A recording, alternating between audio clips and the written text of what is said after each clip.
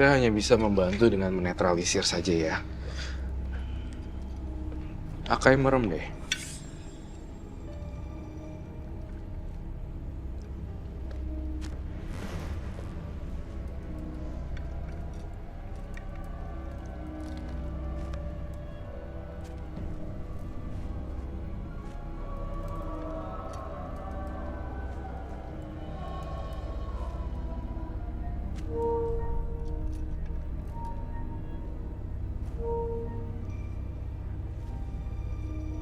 Tampaknya di sini ada seseorang yang akan mengganggu penonton saya.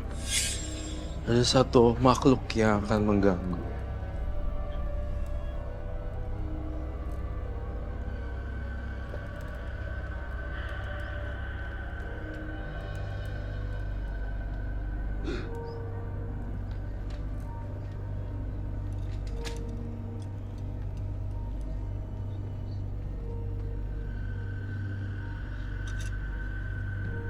Kamu pegang di sini semua.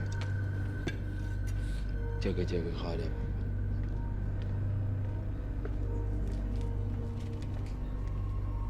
Roy, bisa dijelasin nggak tadi kenapa Roy kesana?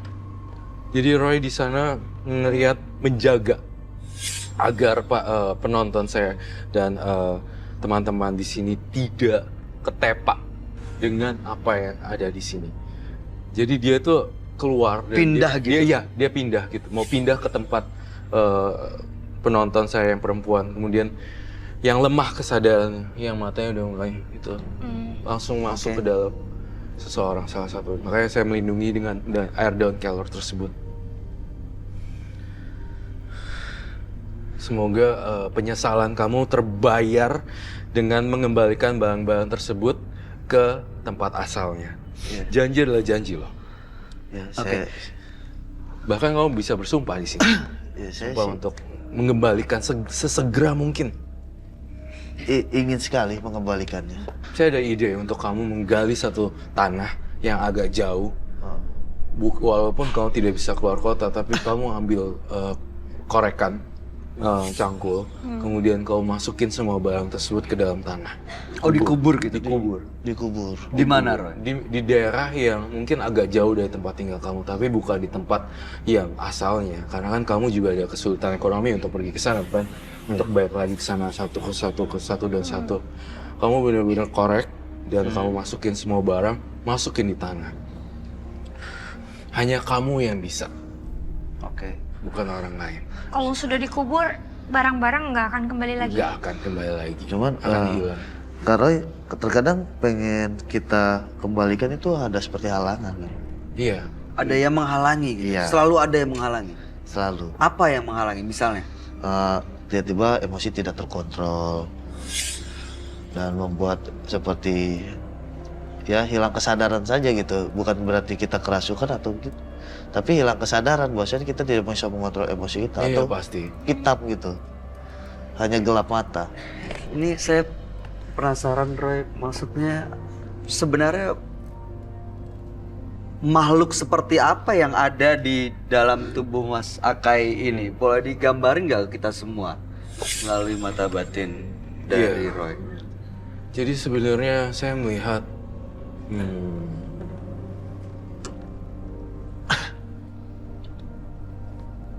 dan saya ngerasain hanya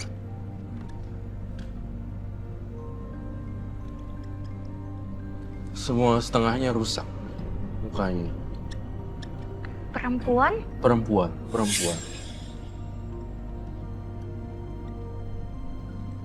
Dan ini memang makhluk yang selalu muncul ya, perempuan tapi rambutnya sudah rontok dan rontok.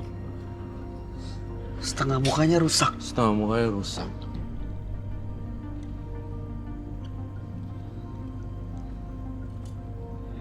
Itu yang saya lihat di sini sebenarnya.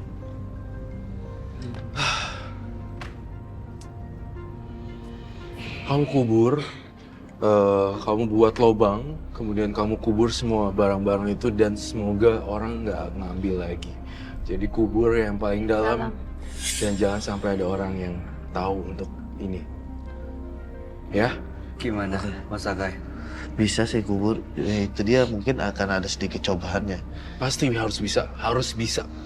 Cobaan dilawan. Pas sudah mau marah, saya harus kubur. Pas sudah mau marah, saya harus kubur. Itu yang saya rasain. Oke. Saya juga curiga ini perempuan ini memang yang korban-korbannya yang udah pernah jadi korban kan. Kamu pernah mukul wanita ya sampai meninggal ya? Waktu itu terjadinya seperti apa? Kejadiannya boleh diceritain nggak kita semua? Kejadiannya mah tidak sengaja berkendara dengan kendaraan roda 2. Seorang pacarnya, seorang yang memboncengi wanita itu adu cekcok. Tapi saat saya mau pukul sekali, ternyata salah. Sama wanita ini yang menghalangi.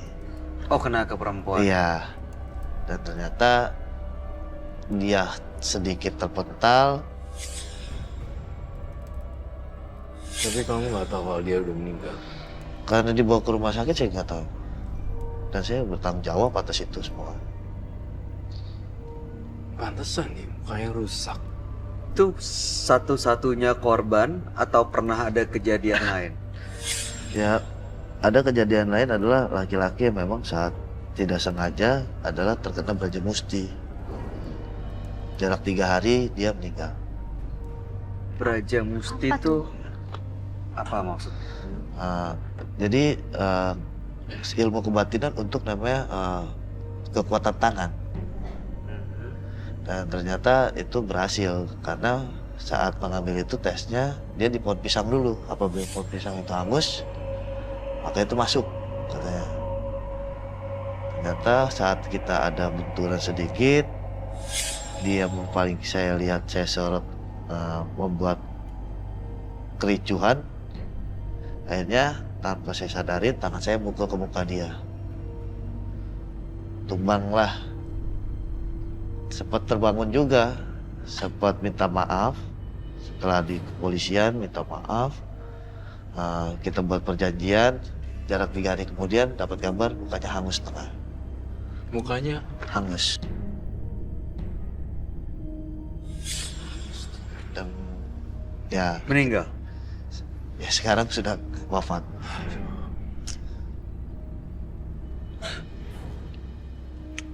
Kalau pacar kamu sendiri, katanya pernah juga ya?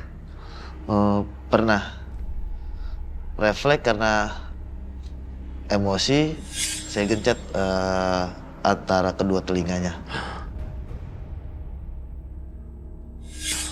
Maksudnya gimana? Setengah ketembok, setengah lagi tangan saya. Akhirnya dalam beberapa minggu itu dia pendengarnya hilang. Mungkin di situ akhirnya saya mau minta maaf. Dan dia memaafkan. Saling memaafkan, jarak seminggu dia kembali mendengar lagi. Mereka mendengar lagi. kembali mendengar lagi. Jujur ya, pegang kayak gituan mungkin 1-2 hari udah tewas kan. Kamu kan belajar ilmu kebatinan, jadinya kamu nggak mati-mati gitu. Oh, karena emang dia juga punya pegangan. Iya. Ya, Sebenarnya dia harusnya udah tewas dari kapan tahu, tapi entah kenapa bisa bertahan sampai tahun 2018 tuh kayak keajaiban buat dia sendiri sebenarnya. Kecelakaan segala macam itu sebenarnya udah mulai menyerang gitu, tapi entah kenapa dia selalu gagal meninggal, gagal lewat gitu. iya. Beberapa kali hampir mati. Beberapa kali hampir meninggal. Iya. Seperti apa caranya? Seperti pernah keserempet truk. Iya, cuman ya mental bangun lagi gitu. Sama tabrakan, memang benar-benar menabrak mobil pick up. Itu sempat sudah merem, tapi karena dibangunkan ya bangun lagi. Apa rasanya waktu kena kejadian serempet truk atau tabrakan itu? Keserempet truk ya? Sakit? Ada rasanya di badan? Nggak ada sakit? rasa, kayak didorong aja jarak jauh gitu. Didorong, mental ya udah. Karena kita ngerasa nggak kenapa-napa, kita bangun ya. Yang lain melihatnya aneh gitu. Karena banyak yang bilang harusnya dia mati.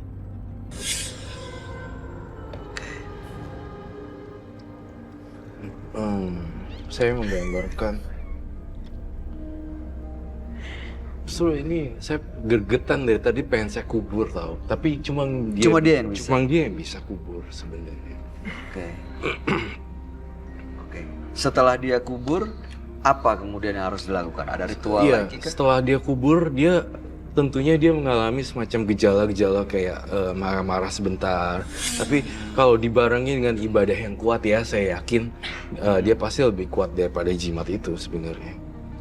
Jadi memang saya harus mengimbangi dengan ibadah ya. Iya, harus seperti itu. Karena jujur hati kamu aja mata kamu tuh udah penuh dengan penyesalan sebenarnya.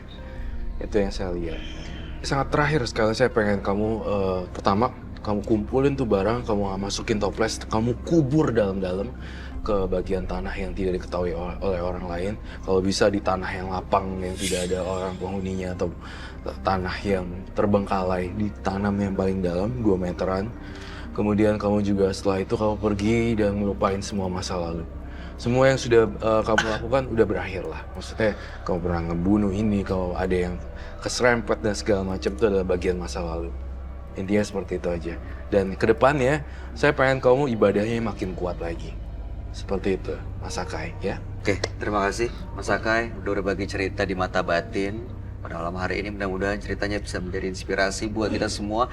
Dan mudah-mudahan solusi dari Roy bisa benar-benar dijalankan. Dan jangan pernah patah semangat untuk menjadi orang yang lebih baik. Iya. Terima kasih. Terima kasih banyak atas solusinya, Kak Roy. Terima kasih, Akai.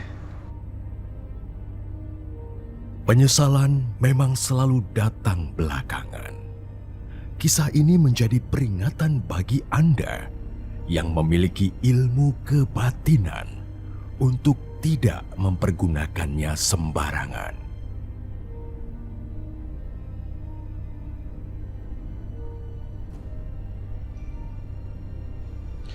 Memiliki kesaktian tidak menjamin seseorang menjadi terhormat. Apabila kemampuan itu digunakan tanpa tanggung jawab, akan membuat seseorang kehilangan martabat.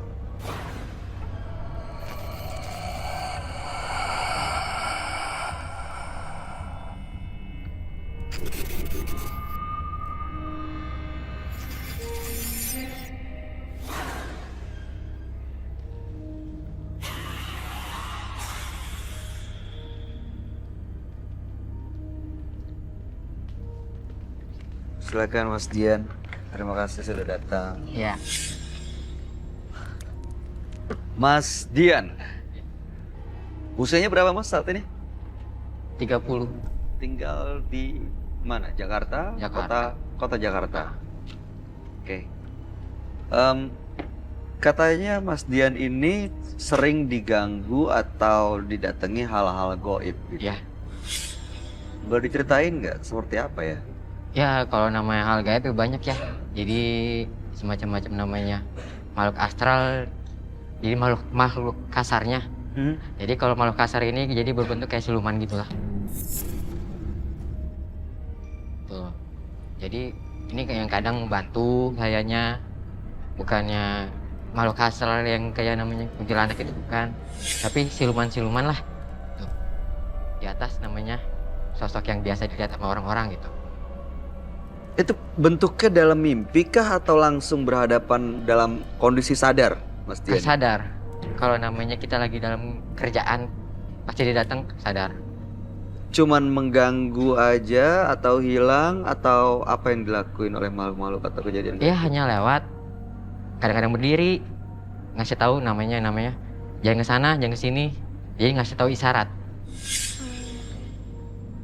Apa ada di sini sekarang? Kalau di belakang sebelum masuk sih ada. Sebelum masuk ke studio ini. Bentuknya kayak gimana? Kalau di sini kebanyakan cewek ya. Cewek-cewek yang adalah yang namanya rambut keriting. Ya. 2, 1 di belakang, 1 lagi di atas. Lampu. Bukan, di belakang kayu belakang. Yang mereka lakukan apa sekarang? Hanya melihat aja. Melihat aja. Ini hal-hal seperti ini sering Mas Dian alami ya? Karena emang berkecimpung di situ. Melihat langsung. Ah, Maksudnya berkecimpung apa tuh, Mas? pekerjaan yang kayak saya berhenti dari paranormal gitu. Oh, pekerjaannya Mas Dian ini adalah paranormal. Iya. Oke. Tujuannya datang ke Mata Batin untuk apa Mas Dian? Jadi gini, tujuannya siapa sih yang selalu namanya? Saya ingin berhenti, tapi selalu namanya, ayo lagi. Tapi namanya orang pasti selalu datang. Lagi untuk apa? Terusin atau nambah Terusin, ilmu? diterusin Terusin. pekerjaannya. Boleh diceritain nggak pekerjaannya apa sih sampai Mas Dian tuh pengen berhenti sebenarnya dari gitu-gituan? Kalau pekerjaannya cuman ikut bapak aja, bantuin bapak. Ngapain tuh? Proyek-proyek. Sebagai paranormal? Enggak. Jadi itu udah maksudnya dikurangin lah. Ke hal sana dikurangin. Jadi bekerja di proyek dan juga bekerja sebagai paranormal sebelumnya. Nah, Kalau sebagai paranormal apa yang dilakuin Mas Dian? banyak, tergantung permintaan, Pak. Misalnya, Namanya pelet pengobatan, namanya buat jabatan, naik jabatan. santet juga. Kalau santet mah kita enggak. Dari sana di sana jadi anti. Dan kemampuan ini, kemampuan Turun-temurun. pelet dan lain-lain turun-temurun. Iya. Kalau pelet seperti apa? Kadang kita buat minyak, kadang cuman dari terima fotonya aja, Heeh. yang kita baca doa. Setelah itu orang yang dilihat di foto itu akan Iya, paling namanya yang sering ngebantuin kayak gitu ya. Tapi yang ngebantuin ini, yang selalu ngebantuin saya tuh jarang namanya hadir. Tapi makhluk yang lain yang hadir. sebentar. Jadi waktu Mas Dian melakukan pekerjaan dan ritual, misalnya melet seseorang, itu dibantu makhluk lain. Nah. Makhluk lain. Seperti apa makhluknya Mas Dian? Kalau makhluk lain itu, jadi kalau di sananya kebanyakan pakai roh ya. Jadi di sana kan ada darah. Jadi pakai darah. Pakai darah. Darah, Siapa? darah orang yang sudah gak ada. Oh, Jadi disimpan. Nah itu buat namanya pewayangan di sana. Oke. Nah, Dan sekarang mau lepas itu semua, mau berhenti, lalu kerja di proyek begitu. proyek juga jalan, gitu. Oke. Tapi pingin nyingkirin namanya ini yang selalu, Selalu namanya muncul. selalu muncul buat kesininya. penampakan-penampakan yang selalu hadir itu mau dihilangkan. Oke. Karena sudah mengganggu sekali begitu. Iya, jadi kalau kita nyenggak ini kadang-kadang orang-orang proyeknya Ah. selalu ada ya kayak gitu. Oh, ada makan korban gitu Ah. maksudnya. Jadi makanya saya selalu pengen ngebuang aja.